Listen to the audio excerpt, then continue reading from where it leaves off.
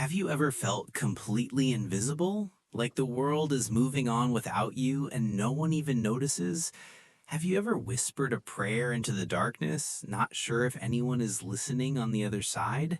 There is a specific kind of silence that fills a room when you are completely alone. It's a heavy silence. It can make you feel like your existence doesn't matter. But what if I told you that the moment you feel the most forgotten is actually the exact moment you are being prepared for something extraordinary? Stay with this story until the very end, because we are about to follow a boy on a lonely road who makes a single choice that proves the universe is always watching, even when we feel completely alone. In a small, quiet village nestled between rolling green hills and ancient forests, there lived a boy named Samuel. The village was the kind of place where smoke curled from chimneys at dusk and roosters crowed at dawn. It looked peaceful, but peace can be a lonely thing when you are the one standing on the outside looking in. Samuel's home was a small, weathered cottage at the far edge of the village. It leaned slightly to one side, as if it was tired from years of standing against the wind. The walls were made of old stone, and the roof was patched with moss and straw. It wasn't much, but it was the only shelter he knew. Samuel had not always been alone. He could still remember the sound of his mother's voice, soft and warm, singing while she worked. He could still picture his father's strong hands, calloused and dirty from the fields, gently resting on his head at night. But sickness had come like a thief in the dark, taking them both within a single year. The villagers had offered their condolences, brought meals for a week, and then life had moved on. Samuel was left behind. At an age when most children were still learning to tie their shoes, Samuel was learning how to stretch a single potato into two meals. He worked wherever he could, helping the baker sweep the floor in exchange for a stale loaf, or carrying water for the farmer in return for a few vegetables. Hunger was not an event, it was a constant companion. Loneliness was not a feeling, it was the very air he breathed. But his mother had left him one gift that hunger could not touch. Before she passed, she would often sit with him by the small fire and share the one thing they still had plenty of. Samuel, she would say, her voice weak but her eyes bright, never let your heart become as empty as your stomach. When you have nothing, give a little. A kind word, a helping hand, a piece of bread. Generosity is the soil where hope grows. Even the smallest seed of kindness, planted in faith, will one day become a forest you cannot yet see. He held those words deep inside him, like a secret flame that refused to go out. One chilly evening, after a long day of hauling wood for a merchant who paid him with a small handful of rice and a thin piece of dried fish, Samuel was walking home. He took the long way, following the path that ran alongside the wide, slow-moving river. The sound of the water was soothing, and the tall reeds swaying in the breeze made him feel less alone. In his pocket, he clutched the small cloth bundle containing his dinner.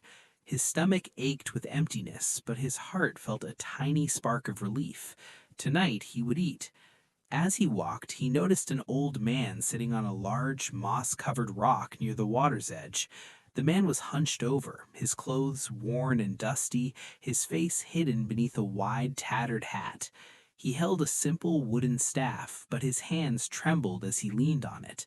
As Samuel drew closer, the man slowly lifted his head. His eyes were tired, deep set, but there was a strange calmness in them. "Young one," he said, his voice raspy and weak, "I have traveled a great distance, and I have nothing left. My strength is gone. If you have even a small piece of bread to spare, this weary traveler would be forever grateful." Samuel stopped. His hand instinctively went to the bundle in his pocket. He could feel the shape of the rice and the fish through the cloth. This was his food, his only food. If he gave it away, he would have nothing. The wind rustled through the reeds, and for a moment the silence between them was heavy. The easy thing to do was to walk away.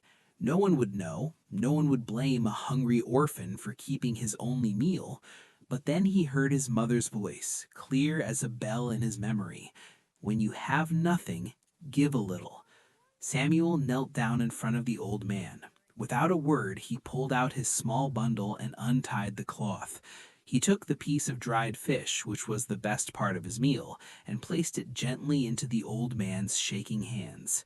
He then scooped half of the rice into his own cupped hands and offered that as well. Please, Samuel said softly, eat. It is not much, but it is shared. The old man's eyes widened. He looked at the food, then at Samuel's thin, pale face. He ate slowly, deliberately, as if he was tasting more than just rice and fish. Samuel stayed with him. He fetched him water from the river in a large leaf.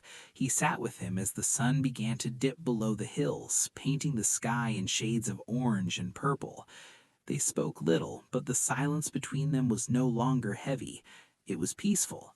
When the old man had finished, he placed a frail hand on Samuel's head. You have a rare light inside you, child. Do not let the world blow it out. Then, leaning heavily on his staff, he stood and continued down the path, disappearing into the gathering dusk. That night, Samuel ate the small portion of rice he had kept for himself. His stomach still rumbled, but his heart felt full. He fell asleep with a strange sense of peace, a feeling he had not known since his parents were alive. The next morning, the quiet village was shattered by an unfamiliar sound, the thunder of hooves. Not one or two horses, but many. Samuel rushed to his door and peered out. The village square was filled with royal guards in gleaming armor, their banners snapping in the wind. In the center of it all stood a magnificent golden carriage, unlike anything ever seen in that humble place. A herald dressed in fine silk stepped forward and unrolled a scroll. His voice boomed across the silent square. By decree of His Majesty, the King, the boy known as Samuel is summoned. Let him come forward. Fear and confusion gripped Samuel's heart. What had he done? Trembling, he walked slowly toward the carriage. The crowd parted, staring at him with wide eyes. The door of the golden carriage opened, and stepping out was not a stranger. It was the old man from the river. But he was no longer old. He stood tall and strong, his back straight. His dusty clothes were replaced with robes of purple and gold, and on his head rested a simple, gleaming crown. The fatigue was gone, replaced by a quiet, powerful authority. The king looked at Samuel, and a gentle smile touched his lips. You shared your last meal with a weary traveler. I walk among my people in disguise to see their true hearts. I have found many who are kind when they have plenty, but I have found very few who are kind when they have nothing. He placed his hand on Samuel's shoulder. You do not have an heir to my throne. I do not need a son of wealth. I need a son with a heart like yours. You will come with me. You will learn to lead not with power, but with compassion. In an instant, Samuel's life was transformed, but the transformation was not in his heart, only in his circumstances. He grew up in the palace, learning the ways of the kingdom, but he never forgot the feeling of hunger or the weight of loneliness. He became a leader who listened to the poor, who protected the weak, and who always remembered that a single piece of bread, given freely, can change a destiny. So if you are walking through a lonely valley today, if you feel unseen and unheard, remember this: you are not forgotten. The small choices you make in the dark, the kindness you show when no one is watching, they are not invisible. They are seeds being planted in a soil you cannot yet see. Your test might be preparing you for a testimony. Your lonely path might be leading you straight to your purpose. Keep your heart open. Stay kind, because the moment you feel most alone might just be the moment you are about to be found. If this story touched your heart, please take a moment to like this video and share it with someone who needs to hear that they are not invisible. And if you want to continue walking this path of hope and inspiration with us, do not forget to subscribe to the channel. Your support helps us share these stories with the world. Until next time, keep your heart open and your kindness strong.